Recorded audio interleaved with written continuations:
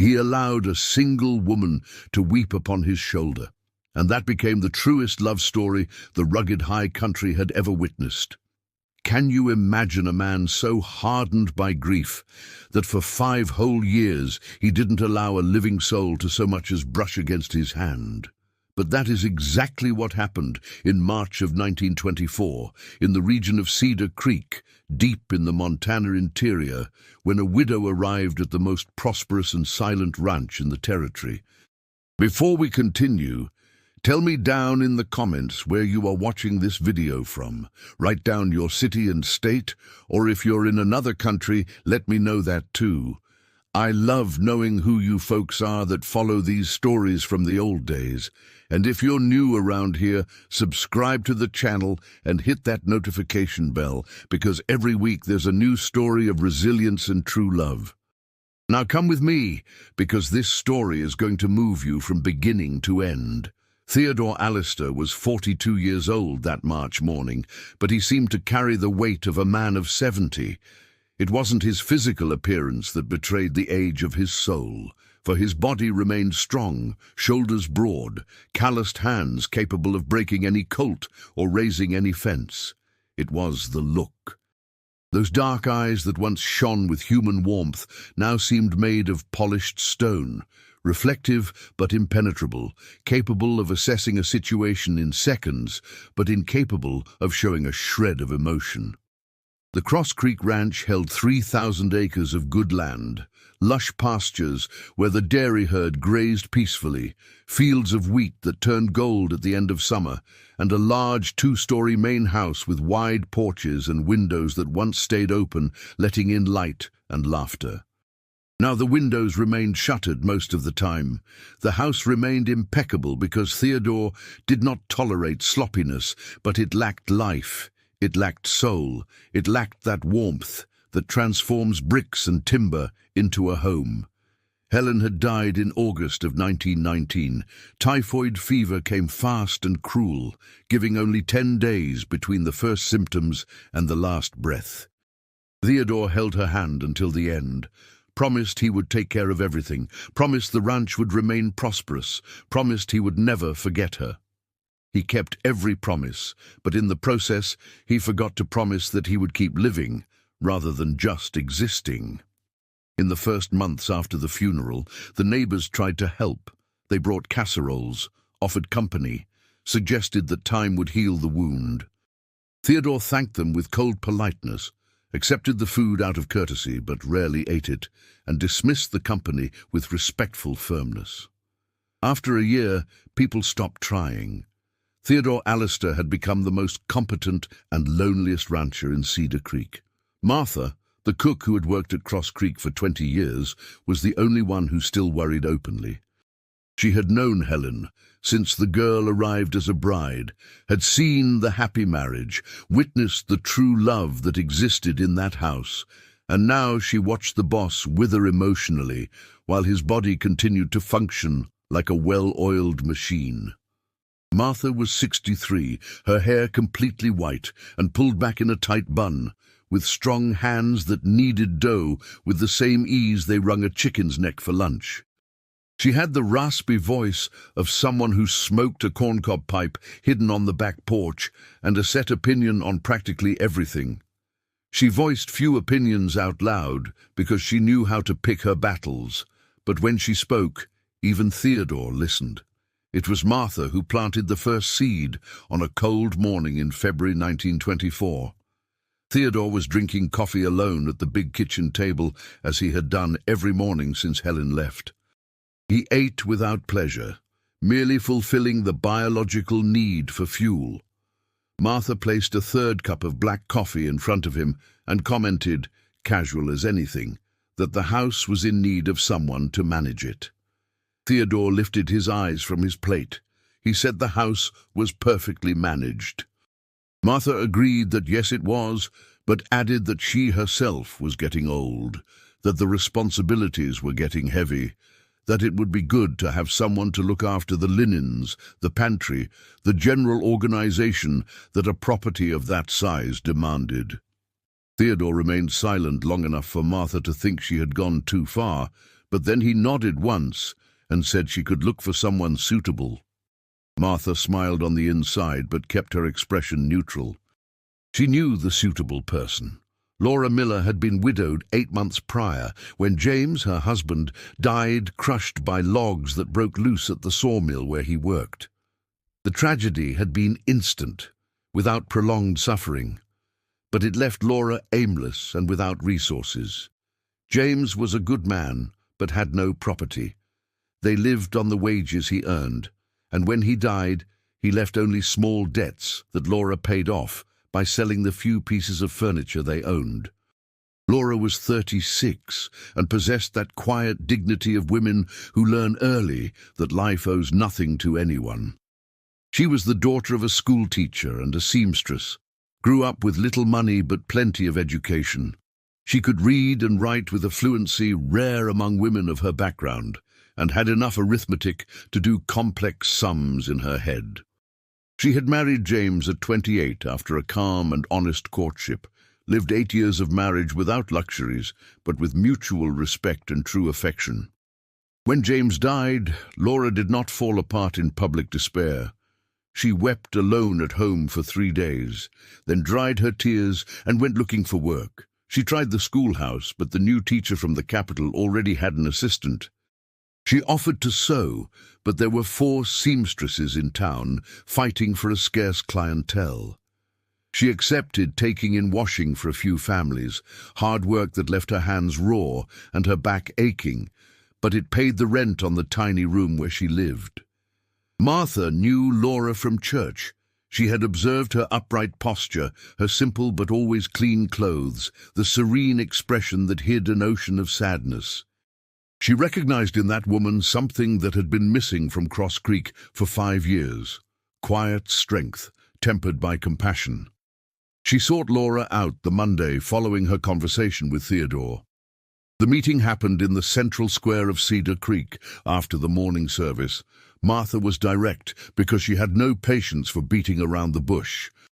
She said that Cross Creek Ranch needed a housekeeper and administrator, that the job involved living on the property, overseeing domestic organization, supervising cleaning and supplies, ensuring everything ran as it should. The wage would be fair, including room and board, and the boss was a decent man, albeit severe. Laura listened in silence, her honey-colored eyes fixed on Martha's wrinkled face. When the cook finished, Laura asked why her. Martha didn't lie. She said that Theodore Allister had been a widower for 5 years and was killing himself with loneliness without realizing it, that the ranch needed a feminine presence that wasn't herself because she was getting too old, that Laura had the necessary competence and, more importantly, had a heart that understood loss without making a spectacle of pity. Laura remained silent for a long time. Then she asked if the boss knew that Martha was offering the job to a widow.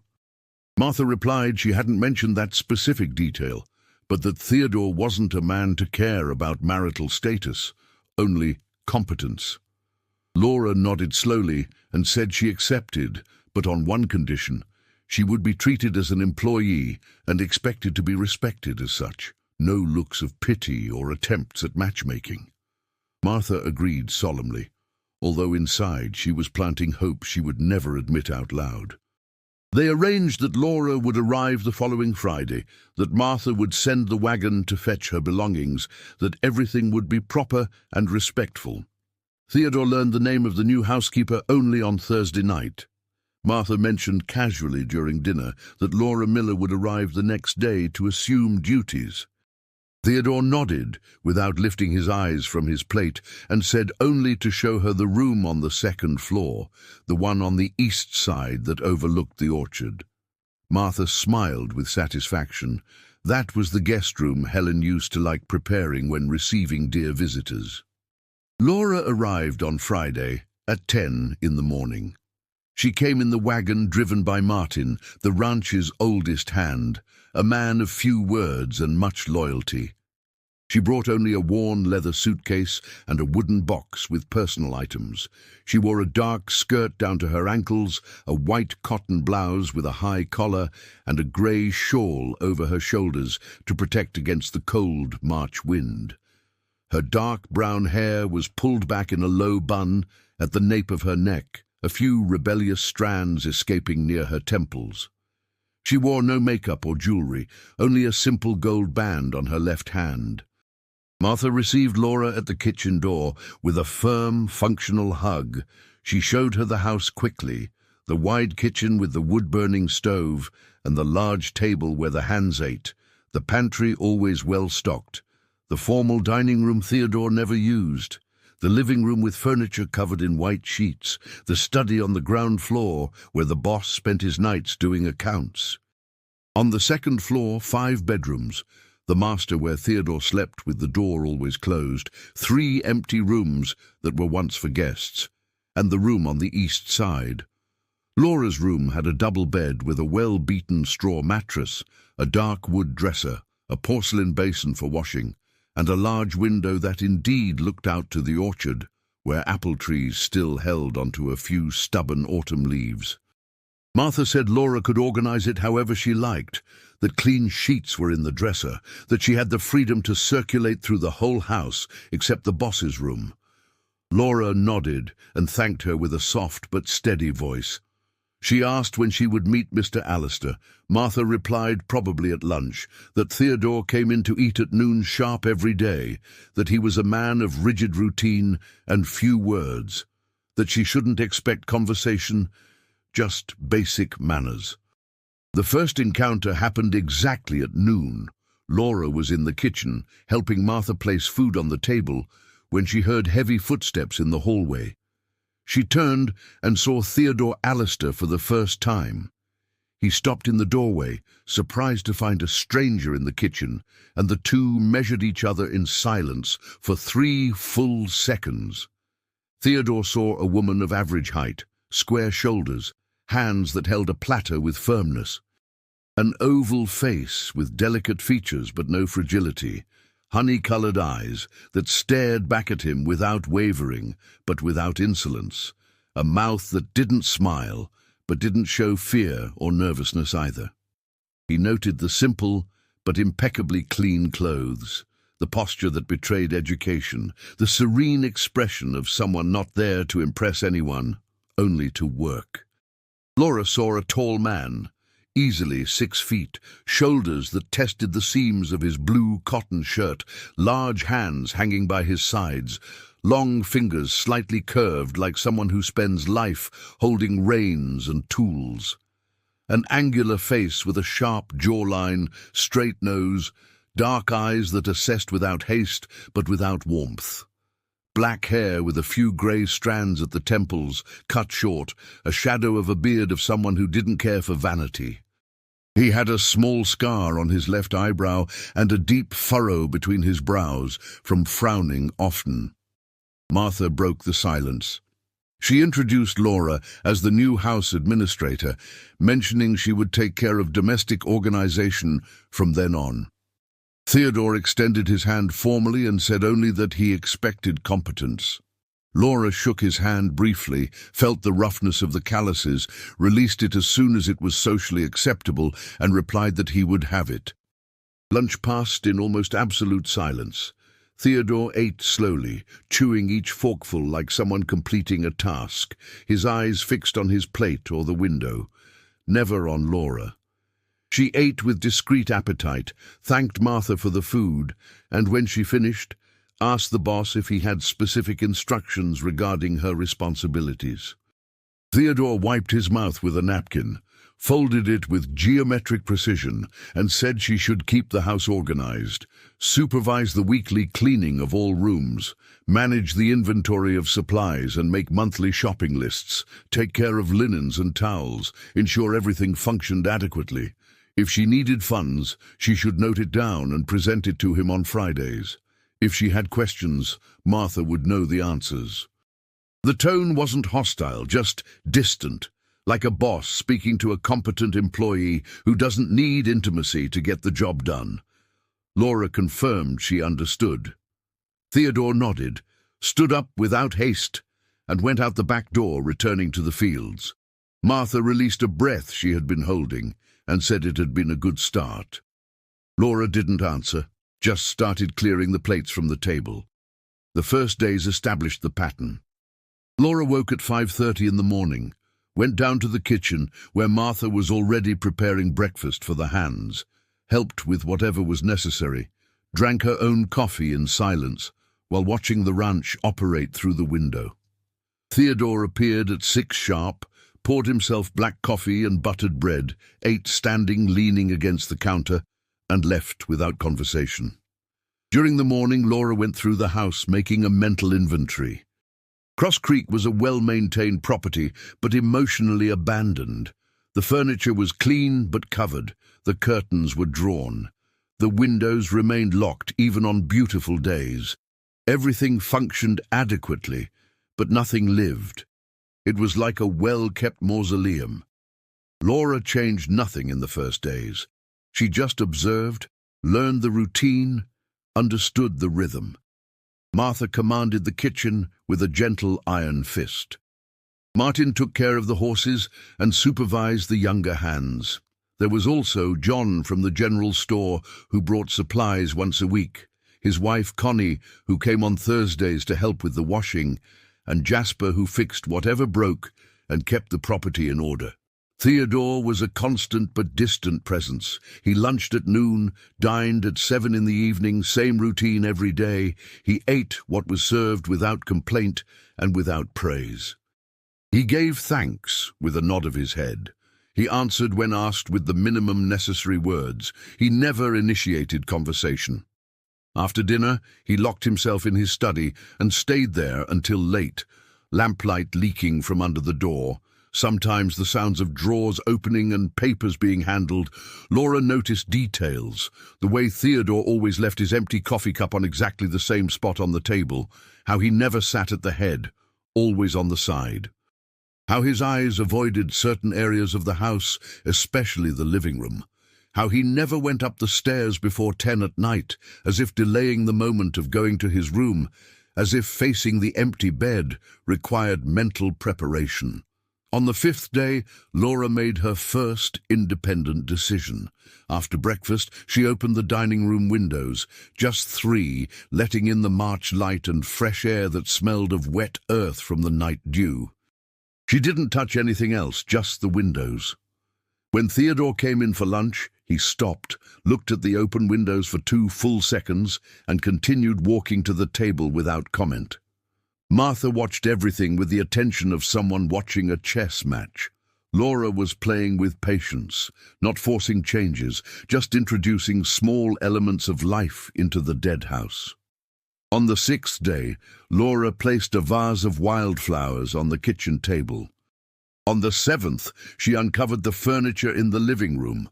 On the 8th, she opened 2 more windows. Theodore noticed but didn't comment, and that in itself was a victory, because a man who comments is a man who cares, even if it is to complain. On the 10th day, the first moment of real connection occurred. Laura was in the orchard in the late afternoon, picking apples that still clung stubbornly to the highest branches. She had climbed the wooden ladder, the one that wobbled dangerously, and was stretching her arm to reach a particularly red fruit when the ladder shifted. Laura lost her balance, dropped the basket, and was about to fall backward when strong hands caught her by the waist. Theodore caught her in the air with surprising ease, balanced her, and set her on her feet on the ground with a care that contrasted with his brute strength. He released her immediately, but for a second Laura felt the heat of those hands through the fabric of her blouse, felt his breath near her ear, smelled the honest sweat of someone who had worked all day under the sun. She turned to thank him, and found him already retreating 2 steps, his expression closed as always, but something different in his eyes, something that passed too quickly to be identified. Laura thanked him with a voice that came out softer than she intended. Theodore nodded and said only that she should ask for help with fruit that high up. Laura agreed. He stood there for 3 more seconds, as if he wanted to say something else, but then turned and walked back toward the stables, his broad back disappearing into the shadows of the late afternoon. That night, for the first time, Laura took a long time to fall asleep. She lay looking at the ceiling of her room, listening to the night sounds of the ranch, remembering the sensation of Theodore's hands holding her, the controlled strength, the involuntary gentleness. She shook her head, irritated with herself. She had come to work, not to develop inappropriate feelings for a boss who was clearly still grieving. She turned on her side and forced herself to sleep. What Laura didn't know was that in the room across the hall, Theodore was also awake.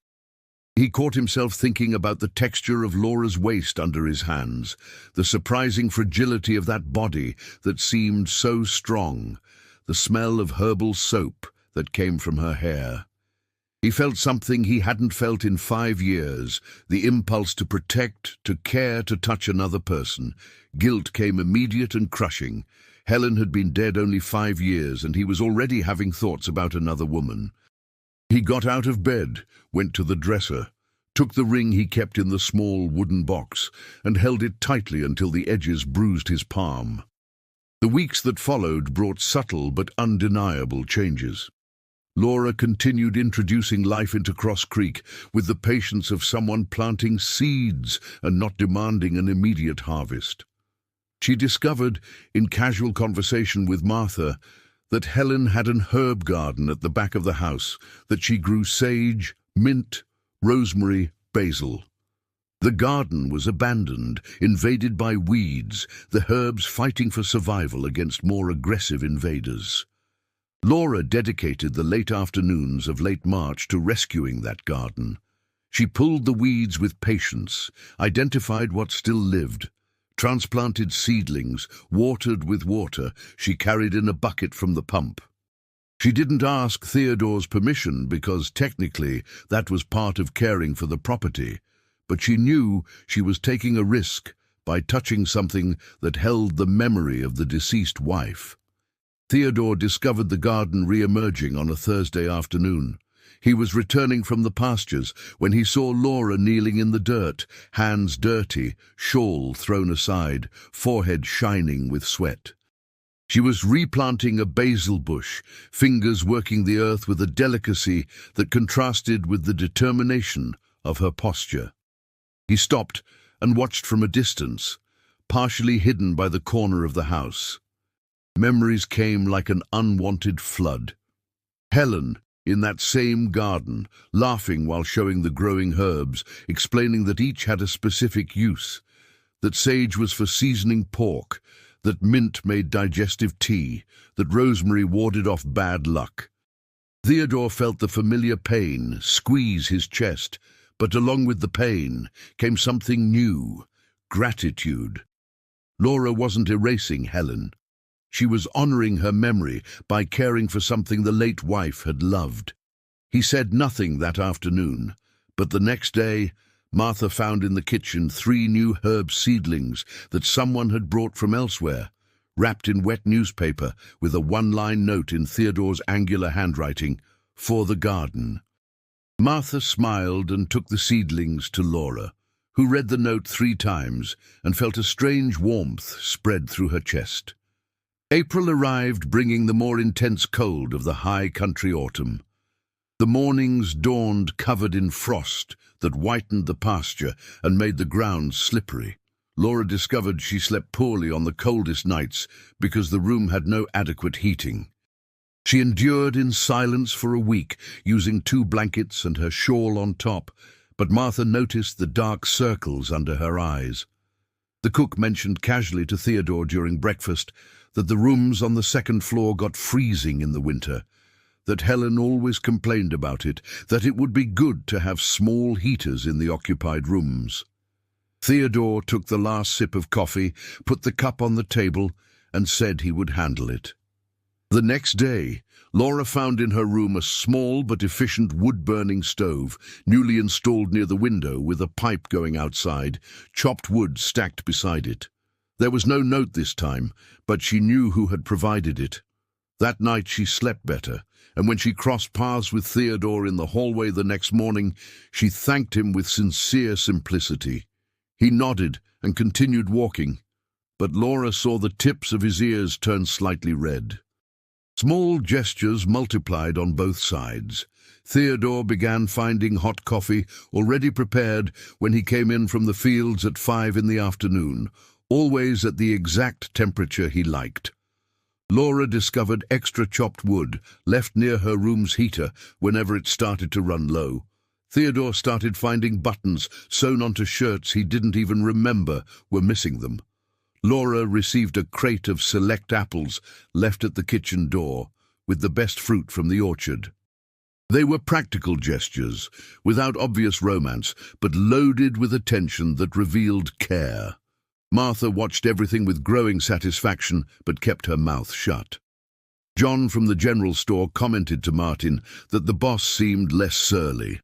Connie noticed the house was different, more alive, warmer despite the April chill. The first true dialogue between Theodore and Laura happened on a rainy, late April afternoon. Laura was in the study doing inventory of supplies, sitting in the chair facing the window, noting numbers in the ledger. She didn't hear Theodore enter because the rain was beating hard on the roof. When she finally perceived his presence standing in the doorway, she stood up too quickly and knocked over the inkwell. Black ink spread across the desk, staining papers, running toward the carefully organized account books. Laura felt a cold panic, that instinctive fear of having destroyed something important, of having disappointed a boss who expected competence. She began to blot the ink frantically with her shawl, staining her hands, making the situation worse. Theodore crossed the study in 3 strides, grabbed the books before the ink reached them, and placed them in safety.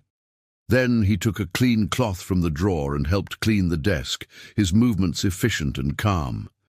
Laura murmured, stumbled apologies, saying she had been careless, that she would pay for any damage, that it wouldn't happen again.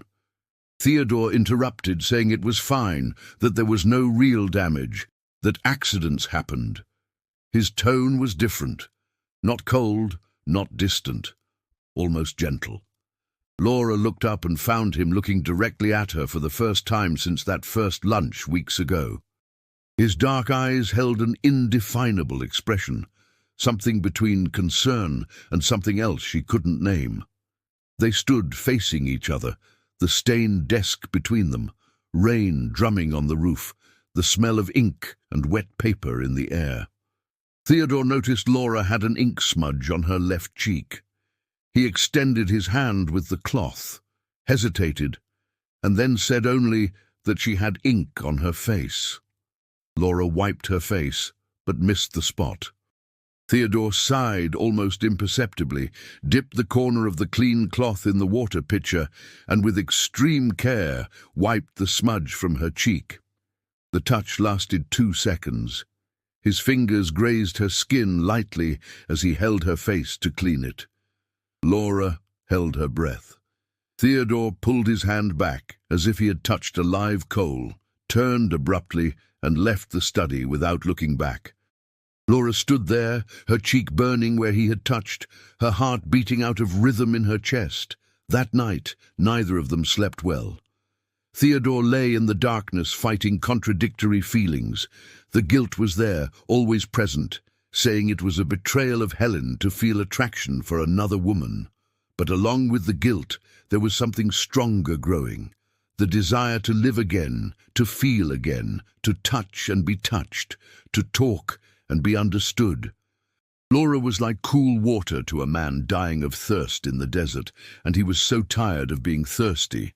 Laura, for her part, tried to convince herself that this was just gratitude misinterpreted. Theodore was a fair boss. He provided a heater, treated her with respect. That meant nothing beyond basic decency. But she knew the difference between gratitude and what she was feeling. The warmth that spread through her chest when she saw him enter the kitchen wasn't gratitude. The way her body reacted to his touch in the study wasn't gratitude. It was something much more dangerous. May brought intense cold and also brought Amelia Vance. She appeared on a Tuesday morning, riding a white mare, dressed in expensive riding clothes that highlighted the still beautiful figure of a 38-year-old woman. Amelia had been a widow for 3 years, inherited a medium-sized ranch from her late husband, and had a reputation as a decisive woman who knew what she wanted. What she wanted, it was becoming clear to everyone in the region, was Theodore Allister. Her lands bordered Cross Creek on the north side. Merging the properties would make economic sense. Amelia had beauty, education, and feigned no false modesty about the advantages she offered. She had been visiting Cross Creek with increasing frequency since March, always with a reasonable excuse, asking advice about cattle, bringing a dinner invitation, offering the help of her hands during planting season. Theodore received the visits with his usual cold courtesy, answered her questions, refused the invitations with firm politeness, declined the offered help. But Amelia didn't get discouraged easily. She interpreted his resistance as prolonged grief that would eventually be overcome, and considered herself the best option for when he decided to restart his life. On that Tuesday in May, Amelia rode the mare through the main gate of Cross Creek, dismounted with rehearsed grace, and handed the reins to Martin, asking him to look after the animal. She entered the house without knocking, with a familiarity that presumed right of access, and went straight to the kitchen, where she knew she would find Theodore having breakfast. Laura was in the kitchen helping Martha prepare bread. She wore an apron over her clothes, had flour on her hands and probably on her face too, hair tied in a bun that was starting to come undone. When Amelia entered, both women turned simultaneously. Their gazes met and measured each other in a fraction of a second. Amelia saw a domestic servant, someone beneath her attention, and looked away immediately, searching for Theodore. Laura saw a rival, although she had no right to think in those terms, and felt an uncomfortable knot in her stomach. Amelia found Theodore coming out of the study, lit up her face with a smile calculated to be charming without being vulgar, and said she needed his advice on a cattle negotiation she was planning. Theodore invited her to sit in the living room, offered coffee which Martha prepared in furious silence, and stayed 40 minutes discussing prices and sales strategies. Laura remained in the kitchen kneading bread with unnecessary force, punching the dough as if it were personally responsible for all the world's problems. Martha watched with a combination of worry and hope. When Amelia finally left, she passed through the kitchen again, this time stopping to thank Martha for the coffee. Her gaze slid over Laura, as if evaluating a piece of furniture of dubious value, and then she commented casually that Cross Creek was indeed in need of a suitable feminine presence. The insult was between the lines, in the subtle emphasis on the word suitable. Laura kept her expression neutral and her hands busy with the dough. She didn't answer, because there was no suitable answer a housekeeper could give to a woman of Amelia's social standing. But Martha, who didn't have the same restrictions, said with a sweet voice loaded with venom that the house already had a perfectly suitable feminine presence. "Thank you for the concern." Amelia smiled coldly, tilted her head in something that didn't quite reach a curtsy, but fulfilled protocol of departure, and left mounted on the white mare, back straight and head held high. Laura released a breath she hadn't realized she was holding. Martha muttered something about a woman who didn't understand when she had already lost the war, but didn't elaborate. What neither of them saw was Theodore standing at the study window, watching Amelia leave, frowning with something that could be irritation. He understood perfectly the game Amelia was playing. It was a sensible game from a practical point of view. Merging the ranches made sense. Amelia was beautiful, educated, and wasn't feigning interest. It would be a reasonable marriage, advantageous for both, but Theodore was discovering he didn't want reasonable. Every time Amelia came to visit him, he caught himself comparing. comparing her rehearsed smile with Laura's serene expression, comparing Amelia's calculated conversation with the comfortable silences he shared with Laura, comparing Amelia's expensive perfume with the simple smell of herbal soap that came from Laura. And every time, Amelia lost the comparison. This frightened and infuriated him in equal measure. He had no right to feel this. Helen had been dead only 5 years. 5 years wasn't enough time. Or was it? How much time was the right time to allow oneself to live again? Helen would say for him to move on. He knew that rationally. She never wanted him to martyr himself, but the heart didn't respond to logic, only to guilt. Amelia's visits intensified during May. She came twice a week now, always with a new excuse, always staying a little longer. Laura saw and felt jealousy she had no right to feel. She was the employee. Theodore was the boss. The fact that he was gentle with her meant nothing. She repeated this to herself every night, but the words sounded increasingly hollow. The turning point began to form in the last week of May, when a forecast of a major storm arrived through John from the general store. He brought news that a powerful cold front was coming from the north, that it would bring intense rain and possibly hail, that ranchers should prepare. Theodore took the warning seriously. He ordered the hands to reinforce the animal shelters, cover the haystacks, verify that all tools were put away, ensure everything was ready to face the storm. The storm arrived on a Thursday night. It started with wind that rattled the windows and tore at loose shingles. Then came the rain, not that civilized rain that waters the earth gently, but a wall of water that fell with fury, as if the sky were dumping entire oceans onto the land. Thunder exploded so close it made the walls shake. Lightning illuminated the world in blinding white flashes that revealed trees bent by the wind, and the pasture transformed into a sea of mud. Theodore was out there with the hands, checking the animals, fixing what the wind broke, fighting against elements that didn't negotiate. Laura had stayed in the house, helping Martha block drafts in the windows, place buckets under leaks that appeared, keep the kitchen fire lit to have hot food when the men returned. The night advanced, and the storm showed no signs of easing. Laura looked through the kitchen window, trying to see something beyond the curtain of rain, worried, without admitting the worry was specific, directed toward a specific man. Martha noticed her restlessness and said, Theodore knew those lands better than anyone, that he would be fine. It was almost 10 at night when the back door burst open, pushed violently by the wind. Theodore staggered in, soaked to the bone, covered in mud, a smear of blood running down his forehead where some branch or tool had struck him. Laura felt her heart leap into her throat. She ran to him without thinking, without planning, moved by instinct she didn't question. Theodore tried to wave that he was fine, but his voice came out weak. He said the animals were safe, that the hands had gone to their bunkhouses, that he just needed to dry off. He tried to take another step, but stumbled again. Laura passed her arm around his waist, offering support, and guided him to the kitchen chair. Martha appeared with towels and warm water. Laura took a clean cloth and began to clean the wound on his forehead, her hands trembling slightly but her movements precise. Theodore stayed quiet, eyes closed, letting her care for him. The cut wasn't deep, just bled a lot, as head wounds do. Laura cleaned the blood, disinfected it with moonshine that made Theodore grimace, and bandaged it with a strip of clean fabric. Only when she finished did she realize the intimacy of the situation.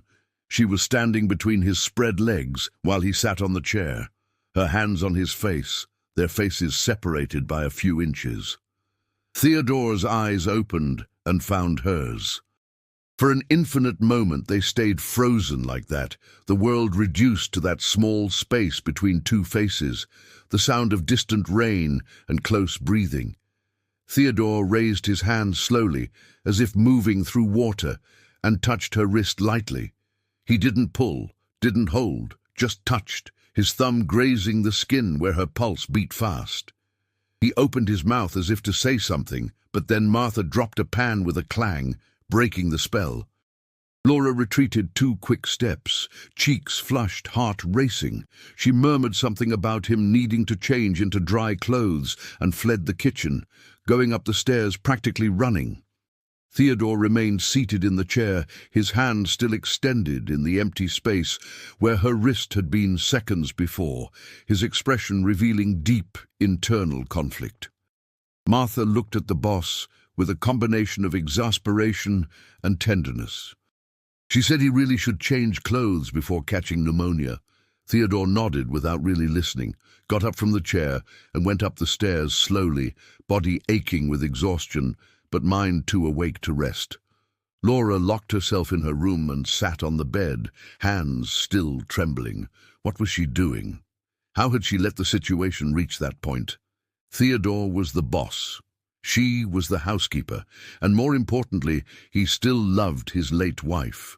Anyone could see that. She had no right to want something from him, no right to feel jealous of Amelia, no right to keep thinking about him every night before sleeping. But right or not, the feelings were there, growing like a stubborn plant in impossible soil. Laura lay on the bed and cried softly, weeping for her own stupidity, for the impossible situation, for the desire for something she could never have. Across the hall, Theodore changed clothes with mechanical movements. He dried his hair, put on a clean shirt, but couldn't stop thinking about the moment in the kitchen, the way Laura had cared for him, the genuine worry in her honey eyes, the texture of the skin on her wrist under his finger. He took Helen's ring from the box where he kept it, looked at the gold band that symbolized a true love, a happy marriage that ended too soon. He spoke in a low voice to his wife's memory, asked if it was right to feel something for another person, if it was betrayal or natural evolution, if she would understand. There was no answer, of course, only the silence of the room and the sound of the storm outside finally beginning to ease. Theodore put the ring away again and made a decision. He would allow himself to feel, but he would not act. Laura deserved more than a man divided between present and past. And he needed time to resolve internal conflicts before bringing another person into the confusion. Theodore's decision lasted exactly 3 days. 3 days in which he kept a respectful distance from Laura, treating her with the formal politeness of a boss to a competent employee, avoiding looking directly into her honey-colored eyes, leaving the kitchen as soon as he finished meals. Laura noticed the shift and interpreted it as confirmation of her own conclusions. She had crossed a line she shouldn't have on the night of the storm, and Theodore was re-establishing appropriate boundaries. It hurt more than she imagined possible. It hurt to wake up and go down to the kitchen knowing he would drink coffee standing up without looking at her. It hurt to prepare his favorite food and receive only a nod of thanks. It hurt to see the distance in his dark eyes, when previously, for a few precious weeks, she had seen something akin to warmth. But Laura was 36, and a hard life had taught her that pain was an inevitable part of existence, so she swallowed the suffering and continued working with impeccable efficiency. June arrived, bringing the deepest cold of the winter. Mornings dawned with a thick layer of frost that transformed the pasture into a silver field, beautiful but treacherous. The cattle needed extra care. The hands worked from before dawn, ensuring the animals had water that didn't freeze, enough feed, adequate shelter.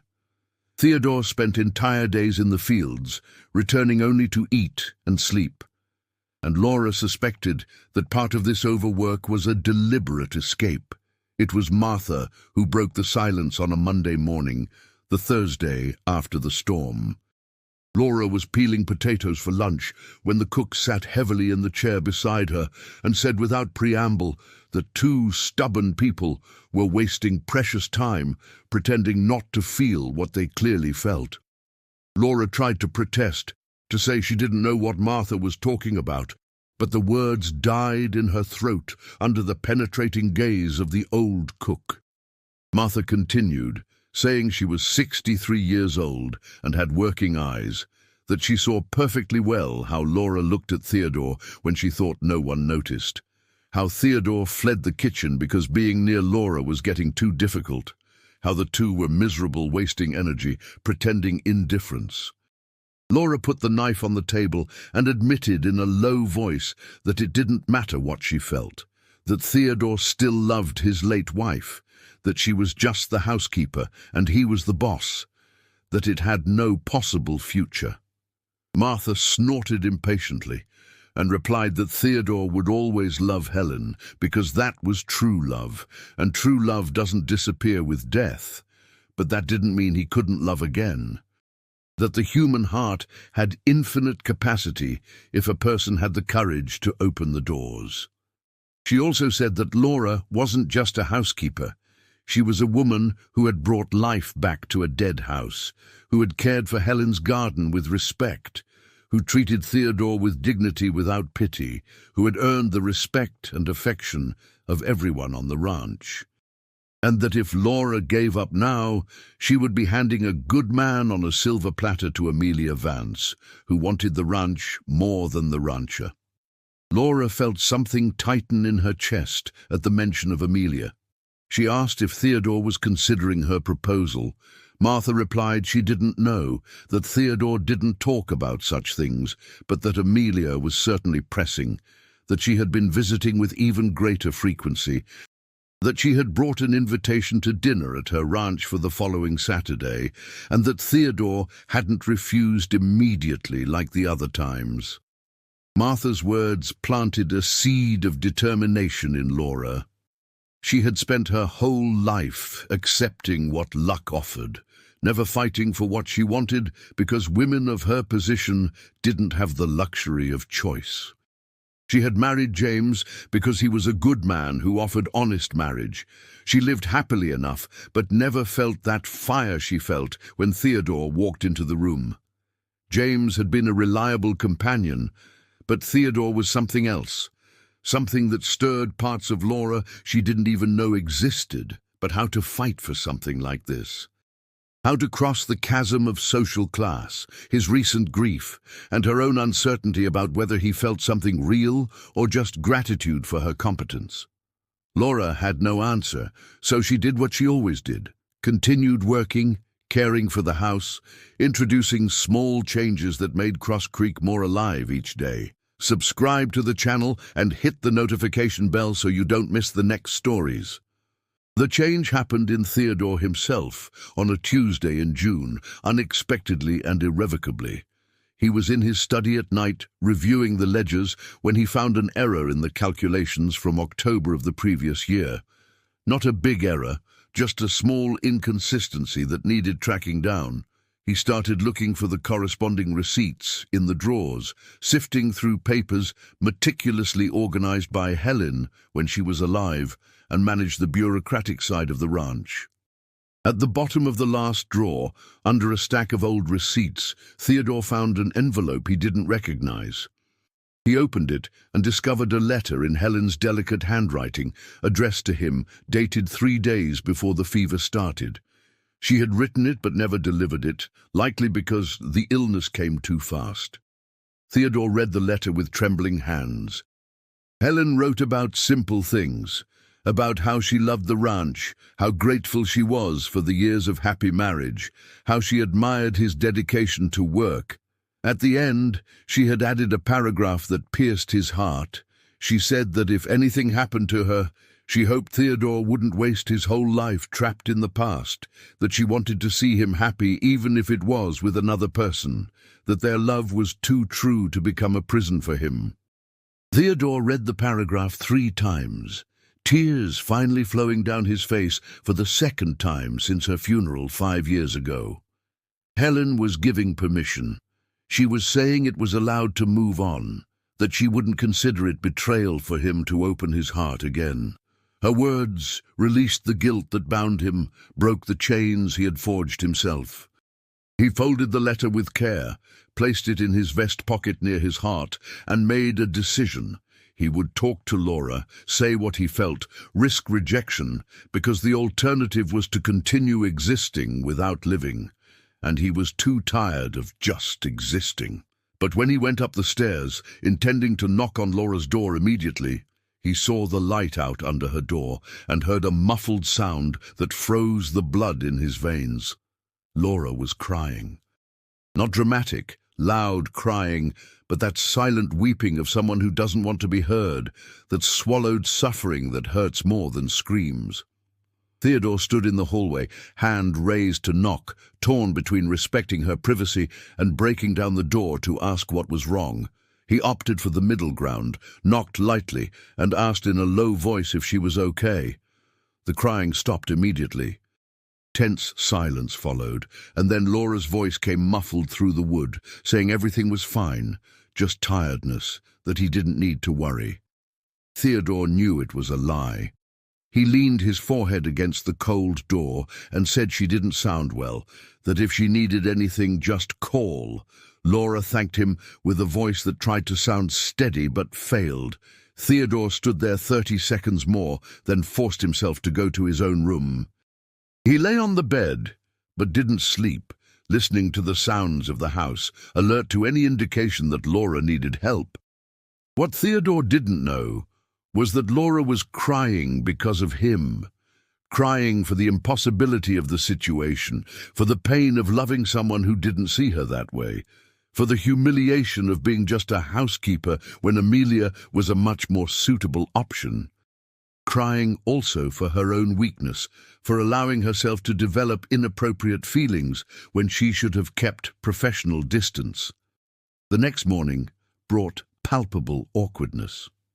Laura came down with eyes discreetly red-rimmed, and Theodore tried to act normal, but the looks between them carried new weight, an awareness of vulnerability revealed even if not discussed. Martha watched everything with growing frustration, wishing she could lock the two in a room until they resolved the situation. Saturday arrived, bringing the dinner at Amelia's house. Theodore considered cancelling, but that would be rude without adequate justification. So he bathed, put on the dark suit he used for formal occasions, and rode out in the late afternoon. Laura watched him leave from the kitchen window, chest tight with jealousy she had no right to feel. The dinner at Amelia's house was exactly what Theodore expected, elaborate, elegant, clearly planned to impress. The table was set with fine china, expensive candles, imported wine. Amelia wore a dress that highlighted her figure without being vulgar, had her hair in a sophisticated style, and was being the perfect hostess, attentive without being suffocating, an intelligent conversationalist who understood rural management and regional politics. Theodore recognized objectively that Amelia would be a suitable wife. She would manage the house with competence, represent well at social events, unite the ranches, creating a stronger property. It was a sensible, practical choice that Helen would probably approve of from a logical point of view. But throughout the meal, Theodore caught himself comparing. Amelia's smile was beautiful but studied, while Laura's rare smile when he did something unexpected was genuine like sunrise. Amelia's conversation was interesting but calculated, while the silences with Laura were comfortable, like an old blanket. Amelia's house was impressive but cold, while Cross Creek under Laura's care was becoming a home again. Amelia noticed his distraction. She poured more wine and leaned slightly over the table, her voice becoming softer when she asked directly if Theodore had considered her proposal. She said the United Ranches would be prosperous, that they would form a strong partnership, that both were practical adults who understood the advantages of a sensible union. Theodore placed his glass on the table and replied with honesty that wasn't brutal, but was clear. He said Amelia was an admirable woman, that any man would be lucky to marry her, but that he wasn't the right man. Amelia asked why, if it was because of his late wife, if he was still grieving. Theodore took a deep breath and admitted it wasn't a matter of grief anymore. It was a matter of having developed feelings for another person. Amelia went very quiet. Then she asked who it was, And when Theodore hesitated, she said with a voice that had a sharp edge that she hoped it wasn't the housekeeper, because that would be ridiculous, considering the difference in stations.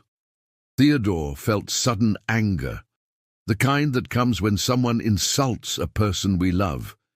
He stood up from the table and said Laura Miller was a dignified woman who deserved respect, that social standing didn't determine human worth, and that he thanked her for the dinner but needed to leave. Amelia stood up too, cheeks flushed with humiliation and rage. She said he was making a mistake, that the housekeeper was obviously manipulating him, that he would regret it. Theodore replied with an icy voice that Laura had never manipulated anyone, that she didn't even know of his feelings, and that Amelia was allowing resentment to speak for her. He left Amelia's house under her furious gaze, mounted his horse, and rode back to Cross Creek with new urgency. The conversation had forced him to admit out loud what he had been denying. He loved Laura. Not gratitude, not superficial attraction, but true love that had grown silently while she cared for the house, resurrected Helen's garden, introduced life where there was only existence. He arrived at Cross Creek near 10 at night. The kitchen lights were still on. He entered and found Laura and Martha sitting at the table drinking tea, talking quietly. Both women turned surprised when he entered, and Laura stood up automatically asking if he needed anything. Theodore stood in the doorway looking at her. Laura wore her usual simple clothes, had her hair tied practically, no makeup or adornment. She was beautiful in a way that Amelia, with all her studied elegance, would never be. Martha read the situation in a second, stood up mumbling she was tired, and left discreetly, leaving the two alone. Laura stood near the table, nervous hands fiddling with the teacup, not understanding what was happening, but sensing something important was about to occur. Theodore crossed the kitchen slowly, stopped a yard away from her, and said they needed to talk. Laura nodded, incapable of finding words. Theodore started clumsily because he had no practice in declarations. He said she had transformed the ranch, that the house was alive again, that he had noticed every small gesture of hers, the garden, the open windows, the care for the things Helen had loved. He said at first he thought it was just gratitude for her competence, but recognized now it was much more than that. Laura felt her heart beating so hard she was sure he could hear it. She dared not interrupt him, dared not even breathe for fear of breaking the moment. Theodore continued, words coming easier now that he had started. He said it wasn't fair to her to feel this because she deserved a man without a complicated past, without ghosts, but that he could no longer pretend indifference. He admitted he had been at Amelia's dinner and realized definitively that he didn't want a sensible and practical marriage. He wanted true connection, wanted someone who understood his silences, who resurrected dead gardens, who cared for him with gentleness when he was wounded. He said he had found Helen's letter that week, that she had given permission for him to move on, and that if Laura felt something, anything similar to what he felt, he would like to know. The last sentence came out almost as a question. Theodore stood waiting, vulnerable in a way he hadn't been since before Helen died, risking rejection that could destroy him. Laura looked at him with wide eyes, tears starting to form, mouth parted, trying to find adequate words for a moment that would change everything. Finally, she found her voice. She said she felt it, yes, had been feeling it for weeks, had tried to repress it because it seemed impossible, because he was the boss and she was the employee, because she thought he was still trapped in grief. She said she cried at night because she thought she could never have what she wanted, that seeing Amelia courting him was torture, that caring for him after the storm had been the most important moment of her life, because for the first time he had let his defenses fall. Theodore took a step forward, then another. He stood so close he could see the golden flecks in her honey eyes, count the lashes wet with tears. He raised his hand slowly, giving her time to retreat if she wanted, and touched her face with a delicacy that contrasted with the roughness of his calloused hands. His thumb wiped a tear running down her cheek. Laura closed her eyes, feeling the touch, leaning her face involuntarily against his palm. Theodore slid his hand to the nape of her neck, fingers tangling in her tied hair, and pulled her gently closer. Laura opened her eyes and found his face inches from hers, dark eyes no longer cold but burning with intensity that stole the air from her lungs. He asked in a husky whisper if he could kiss her. Laura nodded because she didn't trust her voice.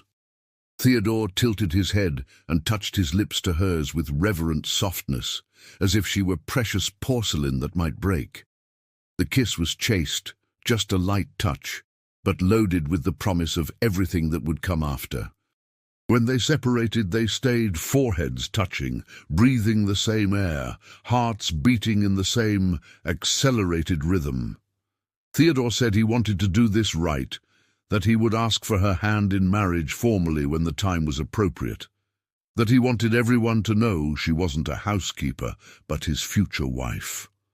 Laura smiled for the first time in weeks, that genuine smile he loved, and said yes, before he even asked the official question. They laughed softly, a sound Cross Creek hadn't heard in years. Theodore pulled her into a hug, and Laura fitted against his chest as if she had been made to fit exactly there. They stood embraced in the kitchen, lit only by the lamp, the world reduced to that small space where two lonely hearts finally found a home in each other. Martha, who obviously wasn't sleeping but listening to everything from the cracked door of the hallway, smiled satisfied, and finally went to bed. Her work was complete. The rest was up to them. The weeks following brought subtle but significant changes to the dynamic of Cross Creek. Theodore and Laura maintained appropriate discretion during the day in front of the hands, but there was a new lightness in both that anyone with functional eyes could perceive. Theodore smiled more. Laura hummed while she worked. The two found excuses to be in the same room, exchanged looks that lasted seconds longer than necessary, brushed hands when passing objects to each other. Martha watched with maternal approval. Martin commented to the other hands that the boss looked 10 years younger.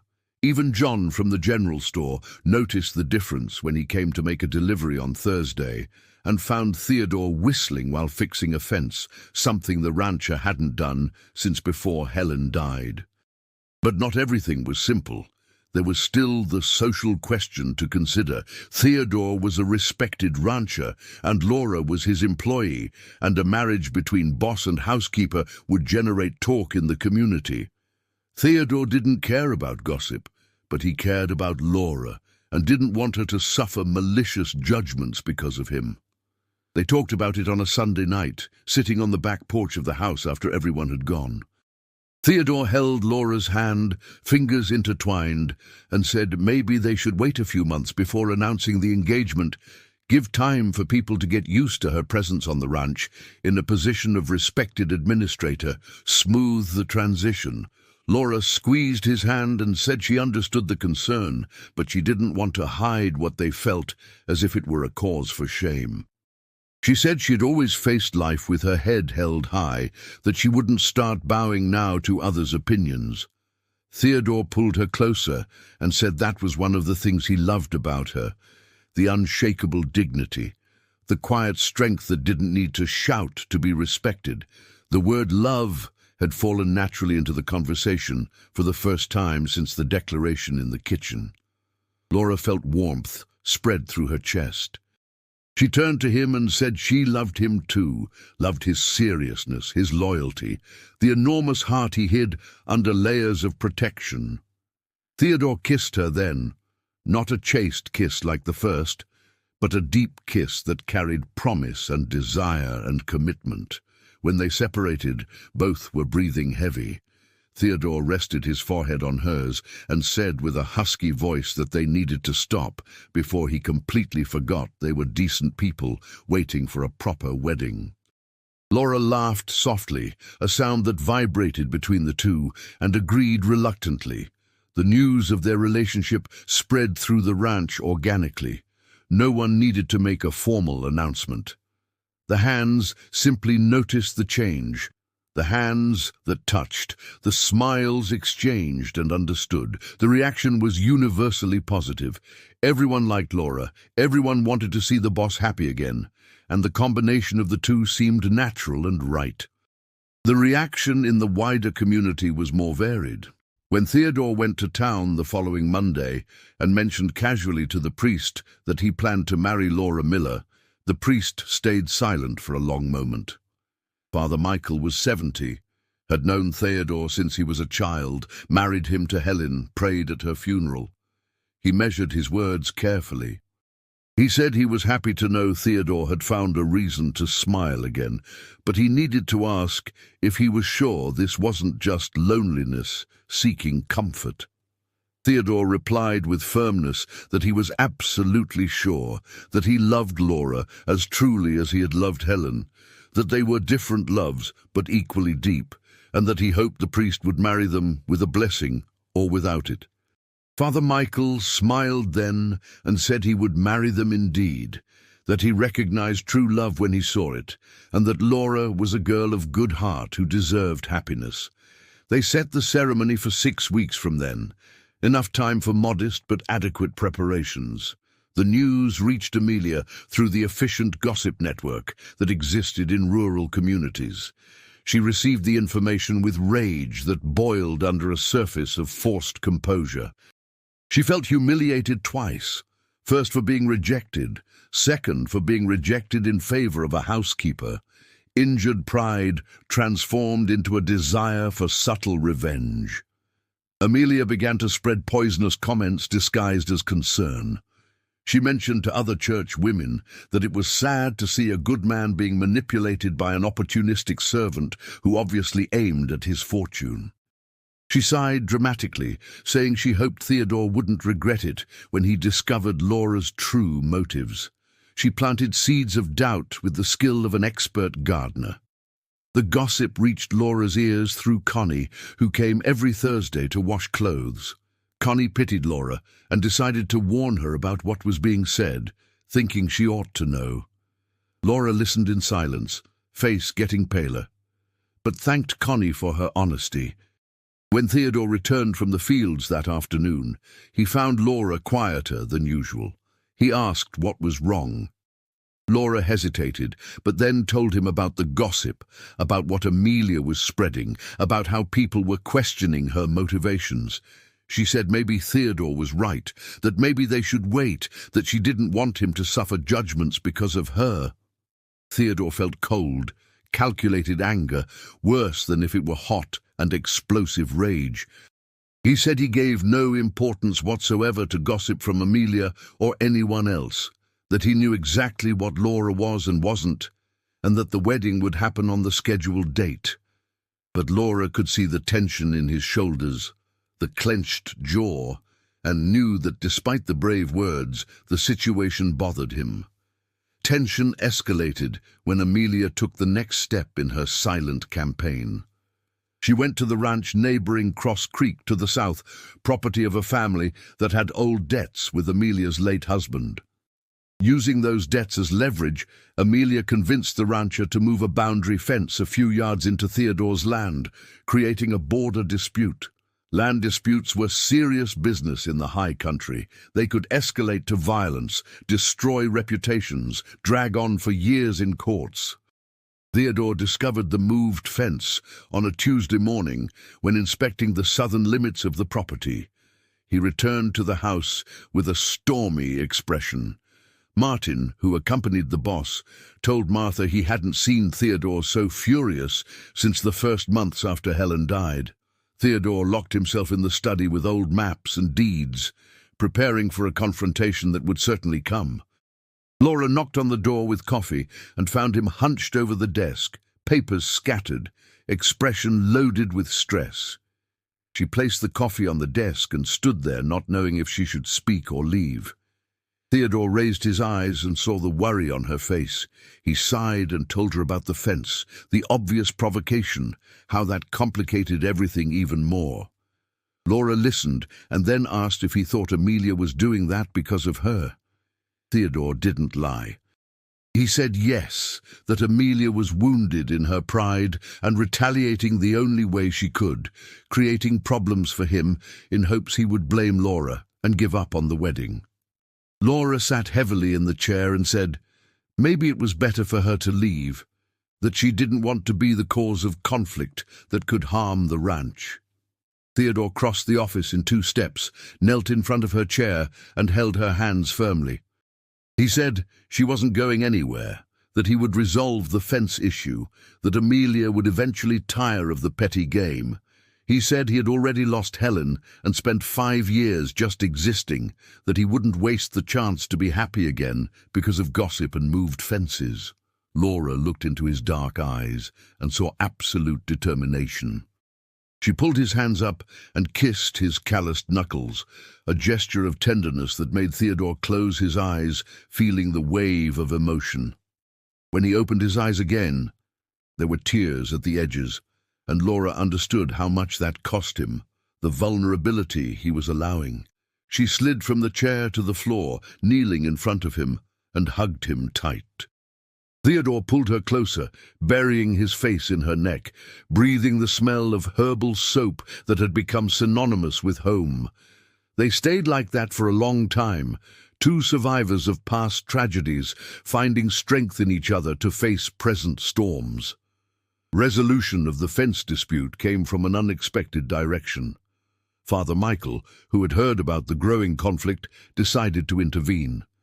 He visited the 3 ranches involved, Cross Creek, Amelia's property, and the southern ranch that had moved the fence. He talked to each separately, appealing to consciences and sense of community. To Theodore, the priest said he understood the anger, but responding with violence or a long lawsuit would only feed the cycle. To the southern rancher, he said debts of honor didn't justify stealing another's land, and he should fix the mistake before it escalated. To Amelia, he said, with a harder voice, that wounded pride was no excuse to destroy other people's lives, that she was a better woman than she was demonstrating, and she should stop before she lost the respect of the entire community. The priest's words carried weight in a community where religion still mattered. The southern rancher moved the fence back to the right place within 3 days, sending a formal apology. Amelia stopped spreading malicious gossip, although she still maintained a cold and resentful distance. The situation wasn't resolved with everyone becoming friends, but at least the open war ceased. Theodore went to town to thank the priest personally. Father Michael waved away the thanks, but took the opportunity to give unsolicited advice. He said Theodore had chosen well in Laura, that she had fortitude and kindness in equal measure, but that the marriage would be tested by the community in ways he needed to be prepared for. He said there would always be people judging, always comments about her humble origin versus his position, always comparisons to Helen. That Theodore would need to be a rock for Laura when waves of gossip came, and Laura would need to be an anchor for him when grief's guilt hit at unexpected moments. That a good marriage wasn't the absence of problems, but the presence of commitment to face problems together. Theodore returned to Cross Creek thinking about the priest's words. He found Laura in the herb garden, cutting basil for dinner, the June afternoon sun creating a golden halo around her head. He watched for a moment before approaching, memorizing the scene, storing it in his heart, along with precious memories of Helen in the same garden. They weren't memories that cancelled each other out, but coexisted, each honoring true love in a different season of his life. He approached slowly, so as not to startle her. Laura turned and smiled upon seeing him, that smile that made his chest tighten with emotion. Theodore took her free hand, pulled her gently close, and said he wanted to show her something. He guided her to his room on the 2nd floor for the first time since she arrived at the ranch months ago. The room was a masculine and functional space, large, dark wood bed, heavy dresser, chair near the window where he sat sometimes to read. But what Theodore wanted to show was on the dresser. He took the wooden box and opened it, revealing Helen's ring. Laura looked, not understanding where he was going with this. Theodore explained he had kept the ring since the funeral, that he held it every time he felt guilty for continuing to live, that it was a symbol of true love, but had also become a prison. He said he had found Helen's letter, showed it to Laura to read, pointed specifically to the paragraph where Helen asked him not to waste his life trapped in the past. Then Theodore did something he never imagined he would do. He offered the ring to Laura, not as a request for her to use it, but as a symbolic gesture. He said he wanted Laura to keep the ring in a safe place, that this represented passing the baton, honoring Helen by allowing himself to love again, freeing himself from the prison of guilt. He asked if Laura would understand what that meant, if she would be offended, or if she would see it as the honor he intended. Laura held the ring with trembling hands. She said she understood perfectly that she would keep the ring as a precious treasure, not because it belonged to Helen, but because it represented Theodore's trust, his courage to open his heart again. She said she would never try to compete with Helen's memory, because she didn't see Helen as a rival, but as part of what made Theodore who he was. Theodore pulled Laura into a tight hug, gratitude and love overflowing in a way words couldn't express. Laura returned the hug with equal intensity, understanding that this was a moment of deep healing for him, that this was more significant than 1,000 declarations of love. When they separated, Theodore had a proposal. He said he wanted to go to town the following Saturday, buy a proper engagement ring for Laura, do everything officially, give her what she deserved. Laura agreed with shining eyes, and for the first time allowed herself to believe completely that this was real, that the happy ending wasn't an impossible dream, but a future that was approaching. Saturday arrived with clear skies and cold air. Theodore and Laura went to town together publicly for the first time, she sitting beside him in the wagon, no longer hiding the relationship. People looked, some with approval, others with curiosity, a few with poorly disguised disapproval. Laura maintained her upright posture and steady gaze. Theodore held the reins with one hand and kept the other near her in a subtle, protective gesture. They went to the small jeweler where Theodore had bought Helen's ring 20 years ago. The jeweler was the same, now older but with sharp eyes that assessed precious metals and people with the same skill. He greeted Theodore with genuine respect, looked at Laura with respectful curiosity, and showed the ring options he had available. Laura chose a simple gold ring with a small ruby, nothing ostentatious but beautiful and meaningful. Theodore approved the choice and asked the jeweler to engrave the wedding date inside the band. When Theodore slid the ring onto Laura's finger right there in the shop, both their eyes shone with unshed tears, and the old jeweler smiled, saying he recognized true love when he saw it.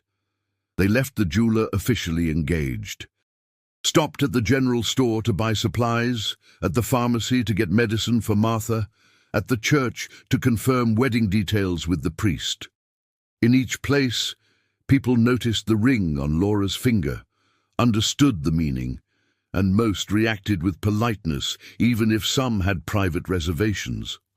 The most significant moment happened when they crossed paths with a group of churchwomen leaving afternoon mass. Among them was Amelia. Silence fell over the group when they saw Theodore and Laura walking side by side. Amelia looked directly at Laura, then at the ring on her finger, then at Theodore.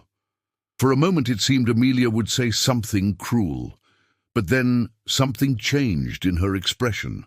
Perhaps it was exhaustion from her own bitterness, perhaps resignation of accepted defeat, perhaps even a remnant of real decency. She tilted her head briefly in acknowledgement, not a smile but not open hostility either, and continued walking with the other women. Laura released a breath she didn't know she was holding. Theodore squeezed her arm lightly in a gesture of support. The meeting hadn't been friendly, but it hadn't been disastrous either, and that was already victory enough.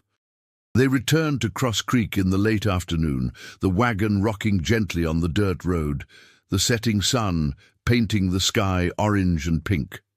Martha received them at the kitchen door with an enthusiastic hug for Laura, congratulating her on the official engagement. Martin and the other hands came to offer congratulations too, sincerely happy for the boss. Cross Creek celebrated that night with a special dinner, good wine Theodore kept for rare occasions, and an atmosphere of genuine joy the house hadn't seen since before Helen died.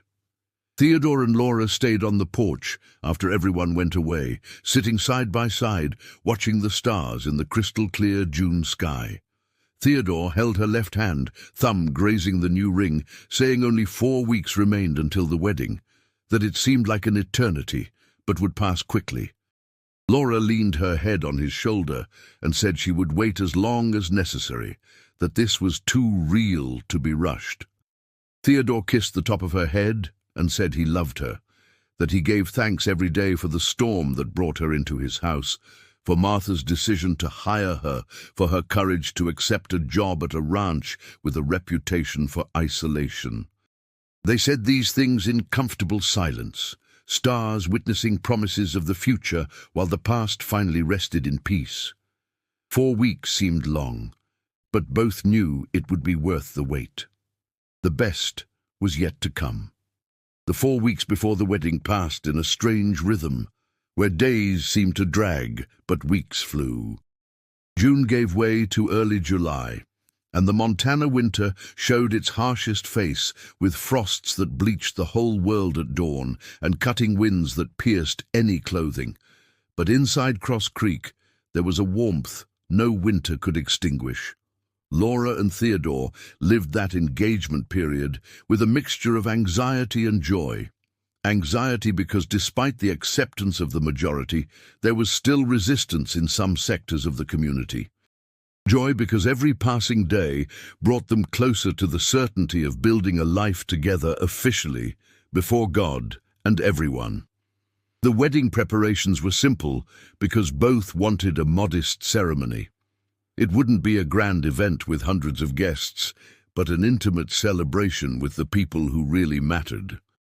Laura sewed her own wedding dress in the cold June nights, sitting near the heater in her room, fingers working the simple but beautiful white fabric Theodore had bought specially for her.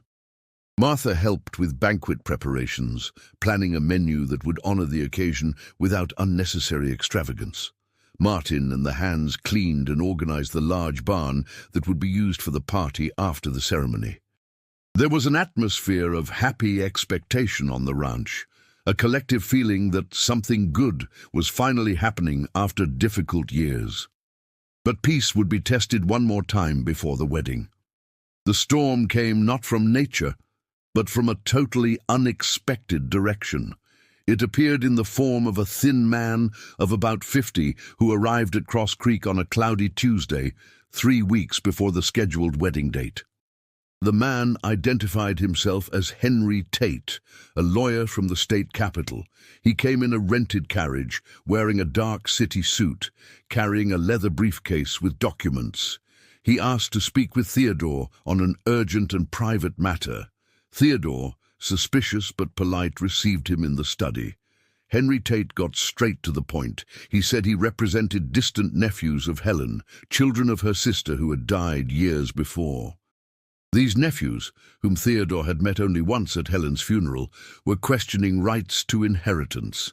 They claimed Helen possessed her own lands brought as a dowry when she married, lands that technically should pass to her blood family in the absence of children from the couple. Theodore felt cold anger rise up his spine. He said those lands had been incorporated into Cross Creek 20 years ago, that Helen never questioned it, that their marriage was total communion of assets. Henry Tate agreed that legally Theodore was likely right, but the nephews were willing to take the matter to court, a process that could drag on for years and cost fortunes in legal fees. Then came the part that revealed the true nature of the visit. Henry Tate said the nephews would be willing to abandon the dispute for reasonable financial compensation. They weren't rich people, lived with difficulties in the city, and believed they had a right to something from their aunt's inheritance. If Theodore paid a specific amount, $5,000, they would sign a document renouncing any future claim. Theodore understood immediately. This was blackmail disguised as a legal dispute. The nephews probably had no real case, but knew the threat of a long lawsuit would be enough to extract money from a rancher who wanted peace. And the timing wasn't a coincidence. They came now, on the eve of his wedding, when they knew he would be more vulnerable, more willing to pay to resolve a problem quickly. Theodore told the lawyer he wouldn't pay a cent, that if the nephews wanted to dispute in court, let them dispute, that he had documents proving everything was legal and consensual.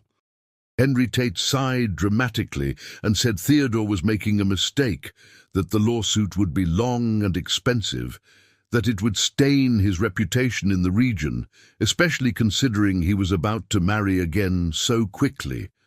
The last observation was a deliberate insult. Theodore rose from his chair, his height and physical presence intimidating even without an explicit threat. He said with a controlled voice, loaded with contained fury, that the lawyer had 30 seconds to leave his property before being physically removed. Henry Tate realized he had gone too far, gathered his papers quickly, and left in a hurry. Laura, who was in the kitchen, saw the lawyer leave hurriedly and get into the carriage. Minutes later, Theodore appeared at the kitchen door with a stormy expression she hadn't seen since the time of the moved fence. She asked what had happened. Theodore explained in short, tense sentences, anger vibrating in every word. Laura heard everything and felt fear tighten her stomach. Not fear of losing land or money, but fear that this was too much, that complications were accumulating too fast, that Theodore might start wondering if all that suffering was worth it. She asked in a small voice if he thought the nephews had a real case. Theodore said no, that it was an obvious attempt at extortion, but he would need to consult his own lawyer in the capital to be sure, that he would have to travel to the city to resolve it properly. He said he would leave Friday morning, would be away for about a week. Laura nodded, trying to hide the discomfort of the idea of being separated from him just now, when the wedding was so close. Theodore noticed her expression. He crossed the kitchen and took her hands in his. He said this changed nothing, that he would be back with plenty of time before the wedding, that greedy bureaucrats from the city wouldn't have the power to destroy what they were building. Laura forced a smile and agreed, but the seed of worry was already planted. Martha, who obviously had listened to everything while pretending to be busy in the pantry, appeared with characteristically blunt opinion. She said those nephews were vultures waiting to devour what didn't belong to them, that Helen would be ashamed of her family, that Theodore should resolve it with a firm fist and clear conscience. The old cook's words brought some comfort. Friday arrived cold and grey. Theodore prepared for the trip with the efficiency of someone used to dealing with adversity. He carried documents of his marriage to Helen, land deeds, correspondence proving Helen never questioned the incorporation of lands into the common estate. He also carried enough money to hire a competent lawyer in the capital. Laura helped him pack the travel bag, folding shirts with care, verifying he had everything necessary. They worked in companionable silence, but there was underlying tension, unspoken worry about the separation. When everything was ready, they stood facing each other in his room, neither wanting to be the first to say goodbye. Theodore pulled her into a tight hug, said he would return soon, that she shouldn't worry, that she should use the time to finish wedding preparations. Laura nodded against his chest, breathing the familiar scent that had become synonymous with safety. Theodore tilted his head and kissed her with intensity that carried a promise of return, and Laura returned it with the same fervor as if she could keep him there by the force of the kiss. When they separated, both their eyes were shining. Theodore touched her face one last time, picked up the bag and went down the stairs. Laura stayed at the bedroom window watching him mount his horse and leave down the road that led to the capital. his figure becoming smaller and smaller until disappearing completely around the bend of the road. The days that followed were strange for Laura. Cross Creek continued functioning normally. Hans tended the cattle, Martha commanded the kitchen. Everything flowed as it should. But Theodore's absence was a palpable presence, a void filling all spaces where he should be. The empty chair at lunch, the silent study at night, his bed upstairs where no one slept. Laura kept herself busy finishing the wedding dress, helping Martha with party preparations, organizing final details. But nights were difficult. She lay in her bed and felt loneliness squeeze, along with worries that grew in darkness as they always do. What if Theodore discovered the legal dispute was more serious than he thought? What if the nephews really had a case? What if all this was a sign they shouldn't marry? Don't forget to subscribe to the channel and hit the notification bell because more emotional stories are coming. On the fourth day of Theodore's absence, a telegram arrived. Martin brought it from town, the yellow envelope that always brought important news. Laura opened with slightly trembling hands and read the words written in the economic style typical of telegrams. Situation resolved. Lawyer confirmed no legal basis. Nephews backed down when confronted. Returning Friday, Theodore. Laura felt relief so intense her legs went weak. Martha, who was beside her, took the telegram and read it too, smiling satisfied. Said she knew those vultures had no real case, were just trying to scare. Laura folded the telegram and kept it in her apron pocket, touching the paper periodically during the day like a talisman proving everything would be fine. But Friday arrived, and Theodore didn't appear. Laura told herself maybe he got delayed, that the trip from the capital took time, that maybe rain had worsened the roads. She waited all day, looking out the window every time she heard the sound of horses. Day turned to night, and Theodore remained absent. Saturday dawned with fine, persistent rain. Laura woke after a poorly slept night, went down to the kitchen, and found Martha already awake preparing coffee. The old cook looked at her and said a man of his word, like Theodore, wouldn't break a promise without serious reason, that something must have happened. The words meant to comfort had the opposite effect. Real fear began to install itself in Laura's heart. She spent the entire Saturday in a fog of growing anxiety, tried to work but couldn't concentrate, picked up the wedding dress to finish last adjustments, but hands shook too much to hold the needle steady. Martha tried to distract her with conversation, but Laura answered in monosyllables, mind trapped in increasingly worse scenarios. What if Theodore had suffered an accident on the road? What if the horse stumbled, throwing him? What if bandits had attacked him? The city was big and dangerous, everyone knew that. What if something terrible happened and she never saw him again? The last possibility was too unbearable to contemplate, but clung to her mind with sharp claws. Sunday arrived, and still no news. Laura went to morning mass in town, more to do something than out of devotion. Father Michael noticed her pale face and anxious eyes, asked if everything was all right. Laura explained about Theodore's absence, about the telegram saying he would return Friday, but hadn't appeared. The priest said he would keep Theodore in prayers, that certainly there was a reasonable explanation. Laura returned to Cross Creek feeling worse than before. Sunday afternoon dragged infinitely. She sat on the back porch despite the cold, wrapped in her shawl, staring at the empty road, waiting. Martha brought hot tea, but Laura barely touched it. Martin offered to ride to the neighboring town to ask if anyone had news, but Laura refused, saying there was no reason to worry more people. Night fell, and with it came heavier rain. Laura finally went inside, but couldn't sit still. Walked from one room to another, arms crossed over her chest, mind spinning in circles of worry.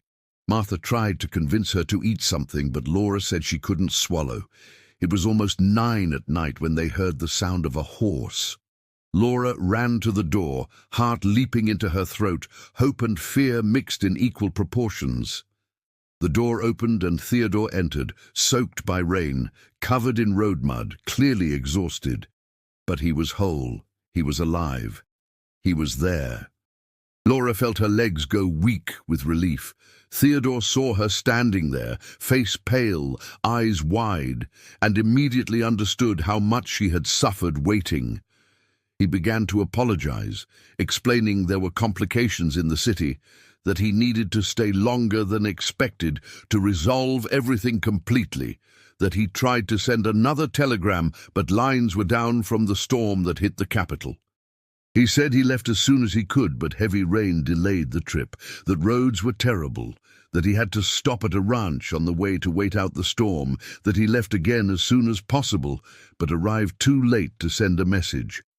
Words came out tumbling over each other, him clearly realizing her state. Laura listened, but relief was giving way to something else, something growing too fast to control. All the days of worry, all the accumulated fear, all the tension of the last weeks with gossip and land disputes and greedy lawyers, everything came to the surface at once. She felt tears start to flow, and then the crying she had repressed for 4 days finally exploded. It wasn't delicate, contained crying. It was deep sobbing that shook her whole body, release of terror that she imagined losing him, fear that everything would crumble when she was so close to being happy, emotional exhaustion of maintaining composure while the world seemed to conspire against them. Laura covered her face with her hands, trying to contain the sobs, but they came without control, years of forced strength finally cracking under the weight of everything. Theodore stood frozen for a fraction of a second, stunned by the vision of Laura crumbling, and then something happened inside him. All the years of burying emotions, of keeping distance, of avoiding others' vulnerability because his own vulnerability was too terrifying, all that evaporated. He crossed the kitchen in 2 steps and pulled Laura into his arms. He pulled her tight, wrapping her completely, one hand holding the back of her head against his chest, the other around her waist, holding her pinned against him. Said in a husky voice for her to let it out, that he was there, wasn't going anywhere, that he was sorry for scaring her so much. Laura buried her face in his chest and cried, sobs wetting his soaked shirt, her hands gripping the fabric as if he might disappear if she let go. And then, while holding Laura and feeling her trembling with tears against him, Theodore felt something break inside his own chest. The wall he had built around his heart, brick by brick during 5 years of grief, cracked and crumbled. He felt his own tears begin to fall, silent at first, and then with more force. He cried for Helen, finally mourning the loss completely after years burying the pain. Cried for the time wasted in self-imposed loneliness. Cried with relief for having found Laura, for having a second chance to love and be loved. Cried because he finally understood that vulnerability wasn't weakness, but courage. That allowing himself to feel wasn't betrayal of the dead, but honor to the living. The two stood there embraced in the middle of the kitchen, crying together, her on his shoulder exactly as the title of the story always promised. It wasn't crying of despair, but of release, of healing, of 2 wounded souls finally finding permission to feel completely. Martha, watching from the door with tears in her own eyes, silently left, letting them have that private and sacred moment. They didn't know how long they stayed like that. Could have been minutes or hours. Time had lost meaning. Gradually the sobs diminished. Laura lifted her wet face from his shoulder and found his face also wet with tears. For the first time, she saw Theodore completely vulnerable, completely open, defenses totally down. Theodore held her face between his large hands, thumbs wiping tears that kept falling. Said with voice hoarse from emotion that he was so sorry for making her suffer, that he would never leave her worried like that again, that she was the most precious gift life had given him, and he would take care of it with everything he had. Laura covered his hands with hers and said it didn't matter, that he was there now, that was all that mattered. They kissed then, a kiss salty with tears, but deeply tender, a kiss that sealed something bigger than a marriage commitment. It was a promise of shared vulnerability, of strength found in admitted weakness, of love that included accepting completely the humanity of each other, flaws and fears and pains and everything else. When they separated, both were emotionally exhausted, but there was a lightness that didn't exist before, as if an invisible weight both carried had been divided in half and was now bearable. Theodore pulled Laura to rest her head on his chest again, this time not crying but just closeness, listening to his heart beating firm and constant, living proof he was there, real and whole. Martha returned eventually with towels and hot food. Forced Theodore to eat while telling him everything on the ranch was fine, that wedding preparations were almost complete, that only a week remained. Theodore ate gratefully, changed into dry clothes Laura brought, and sat at the kitchen table with the two women drinking hot tea while rain drummed on the roof outside. He told in more detail about the capital. The lawyer he hired proved easily that the nephews had no legal case. The lands had been Helen's property, but were legally and consensually incorporated into the couple's common estate at the moment of marriage, as was tradition. Helen never contested this, never claimed separation of assets, never left a will indicating she wanted lands returned to blood family. Confronted with solid evidence and threat of countersuit for attempted extortion, the nephews backed down quickly. Signed a document renouncing any claim on Helen's inheritance, a document that had full legal force. Henry Tate, their lawyer, revealed himself to be not exactly dishonest, but overly optimistic about the case's chances, anxious for fees he would receive even losing. Theodore brought all documents duly registered, kept in the bag he left at the entrance, said that closed definitively any question about the lands, that no one could question him again. The complication that delayed the trip was the need to wait for registries to process papers, bureaucracy that took extra days he hadn't anticipated. Laura listened feeling gratitude, not just because the issue was resolved, but because Theodore shared everything with her, including her completely in his life. Didn't treat her as a decorative wife who should be protected from worries, but as an equal partner who had a right to know and participate in all decisions. The following week passed in intensified final preparations. Laura finished the wedding dress, simple white but elegant, with lace at the cuffs she embroidered herself. Martha finalized the banquet menu with help from Connie and other ranch women. Martin and the hands decorated the barn with wildflowers and lanterns that would create a festive atmosphere when night fell. Invitations had been sent only to close people. There would be perhaps 50 guests total, families of the hands, some neighbors from nearby ranches who maintained friendship with Theodore, town merchants with whom he had good relations, and obviously Father Michael, who would conduct the ceremony. They didn't invite Amelia because it would be unnecessary cruelty, but didn't miss her either. The day before the wedding, Thursday, brought surprisingly beautiful weather. The sun shone in a cloudless blue sky. Cold was present but bearable, and there was a magical quality in the air, making it seem even the universe conspired favorably.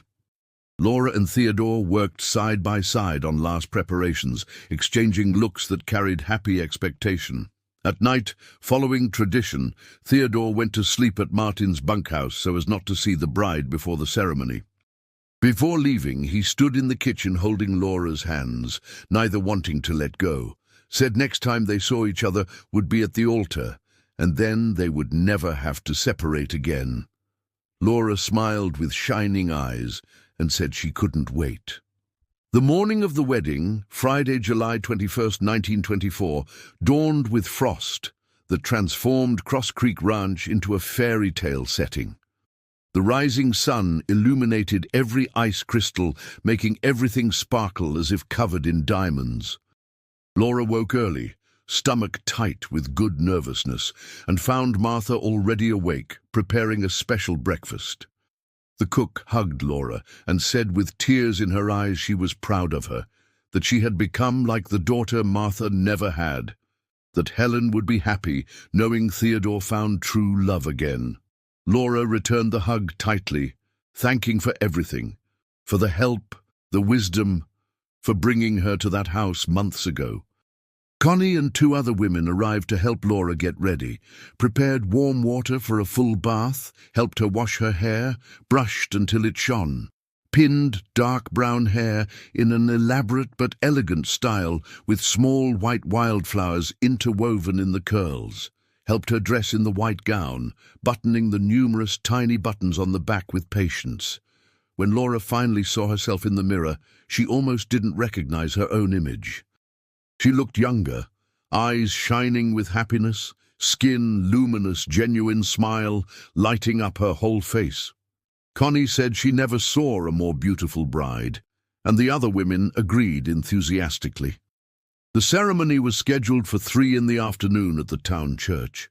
At 2:30, Laura entered the carriage decorated with flowers that Martin would drive to the church.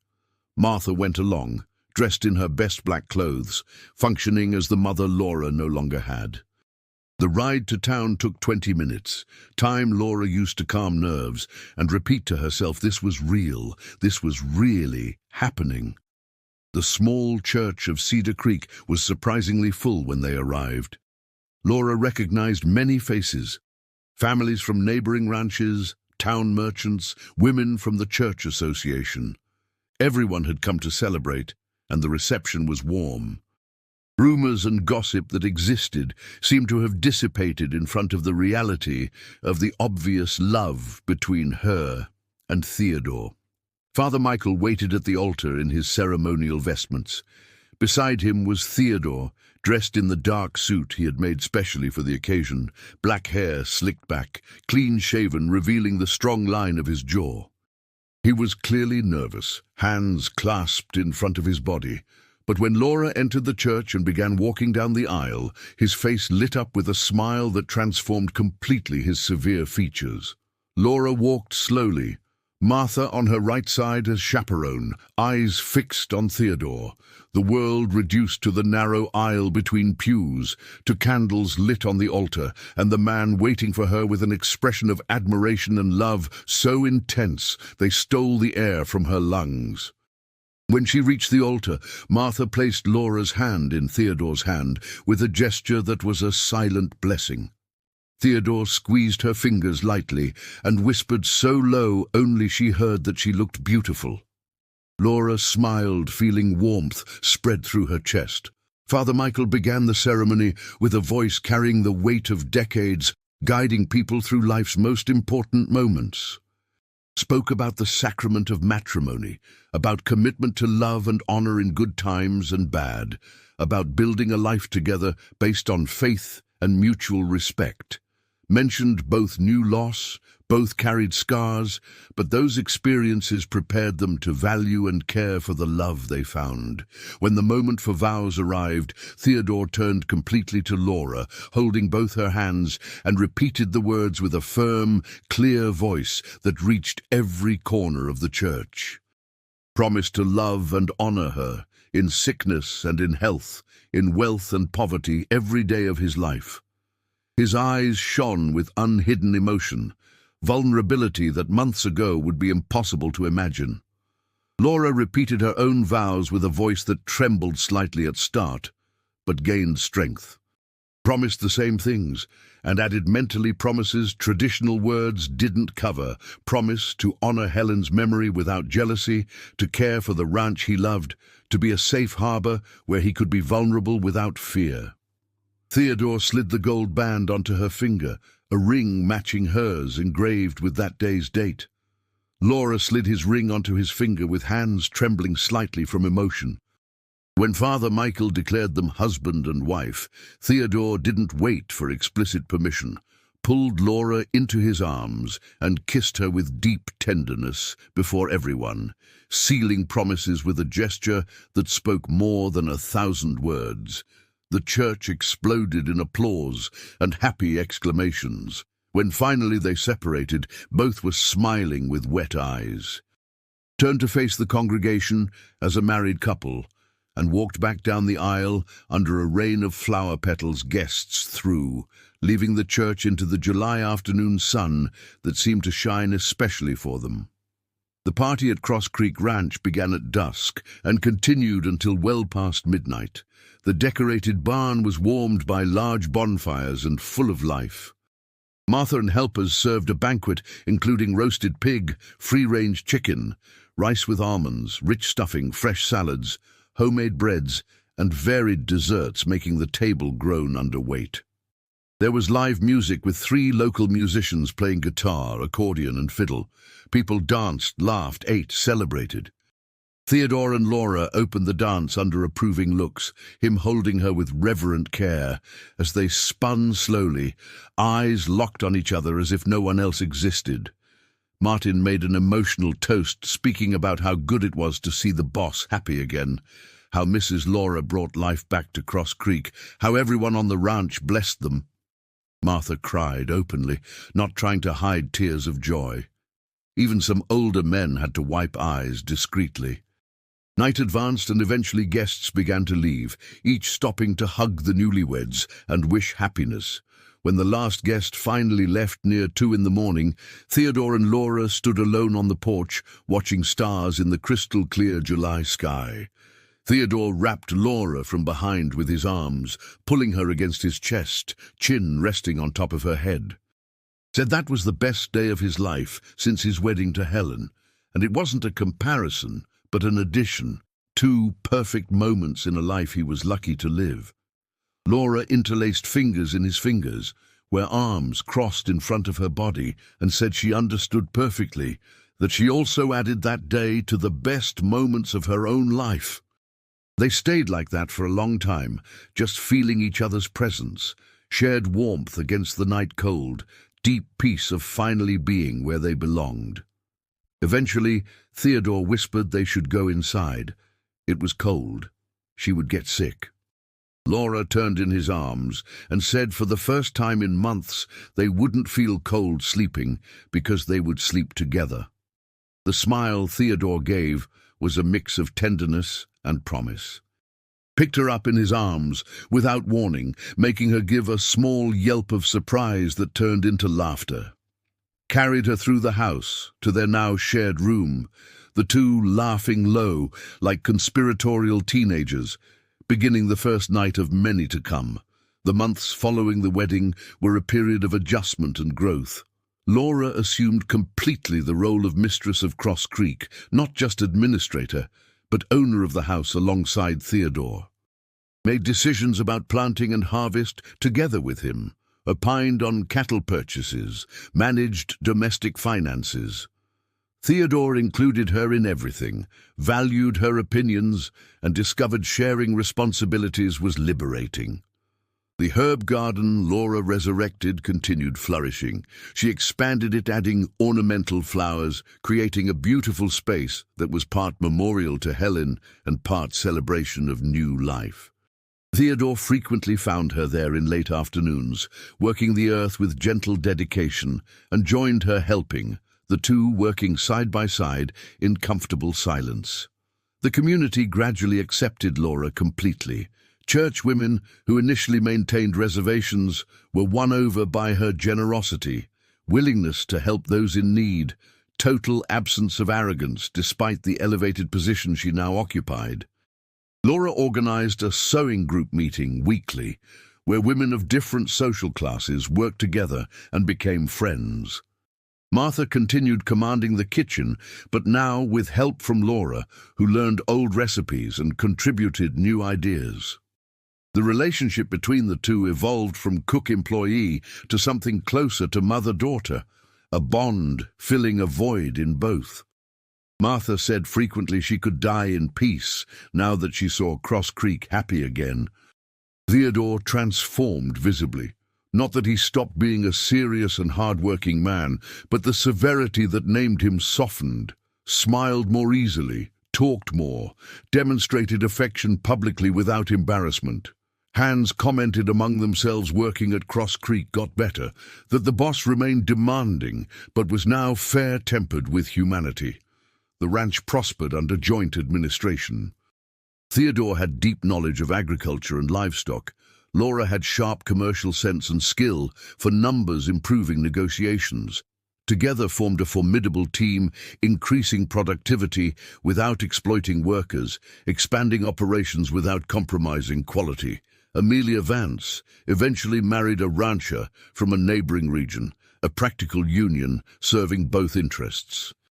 The first time Laura and Amelia met after that wedding, there was a moment of tension, but then Amelia tilted her head in acknowledgement that tasted of offered peace.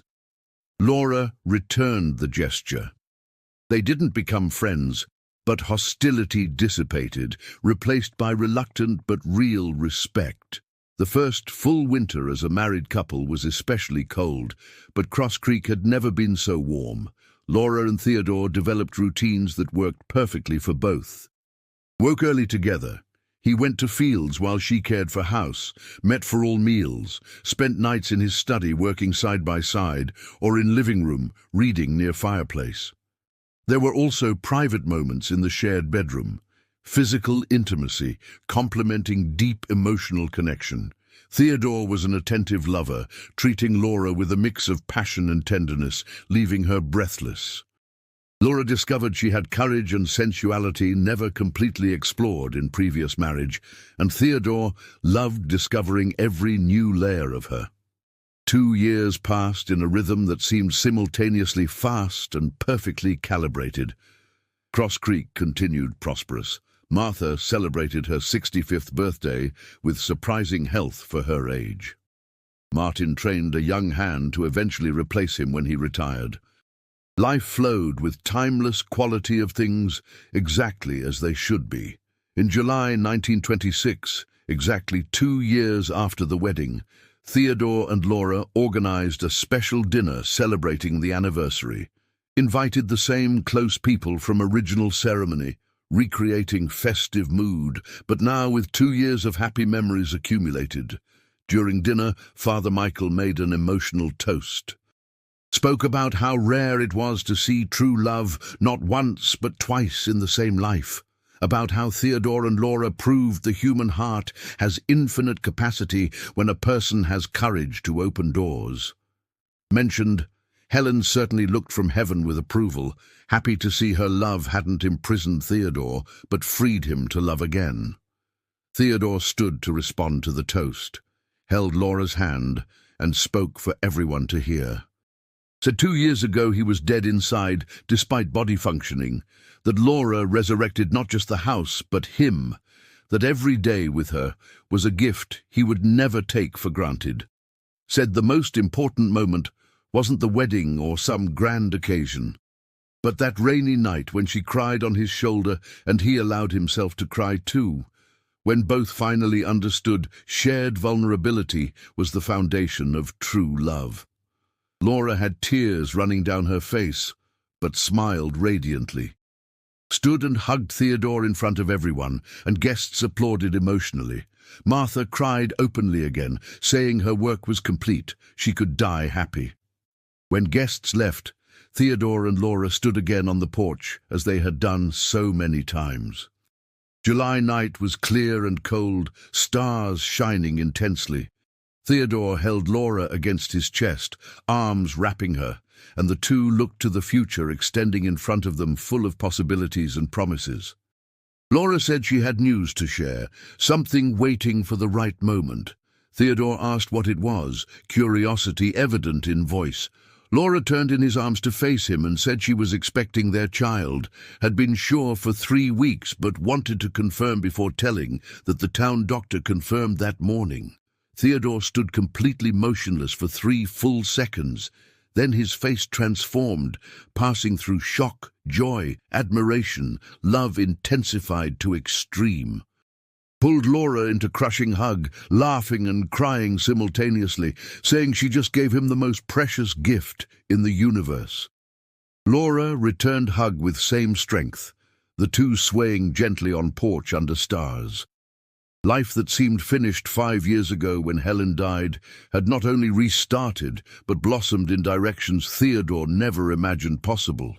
had true love again, had wife who was partner in every sense, had prosperous ranch, and now would have a child. Wasn't forgetting Helen, would never forget, but honored her memory, living fully, loving completely, opening himself to all possibilities life offered.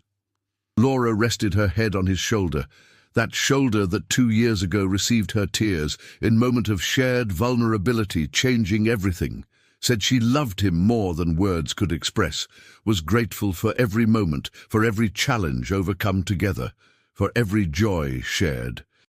Theodore kissed top of her head and replied feeling was completely mutual, that she was living proof life offers second chances to those with courage to accept them, that vulnerability wasn't weakness but greatest strength of all, that allowing oneself to love again after loss wasn't betrayal but honor to those who left. Stood like that until cold forced them inside, two survivors of past storms now anchored in each other, ready to face together everything future brought. Cross Creek, once well-kept mausoleum, was now home full of life, love and promise. And it all started with brave widow accepting work at Silent Ranch and severe rancher finally allowing someone to break walls around his heart. Their story proved best. Love sometimes arrive when least expected, in packages we don't recognize immediately, brought by storms seeming devastating, but actually clearing path for new beginnings. And that most important moment isn't when we say "I do" at altar, but when we allow another person to see our complete vulnerability and choose to stay anyway, building fortress not of walls that isolate, but of hugs that welcome. And that was how Theodore Allister, the severest widowed rancher of Cedar Creek, found redemption in arms of Laura Miller, the only woman he allowed to cry on his shoulder, and in doing so discovered he also had permission to cry, to feel, to live fully again. Their story became legend in the region, told by generations as proof true love can happen more than once in a life. And second chances are precious gifts that must be embraced with gratitude and courage.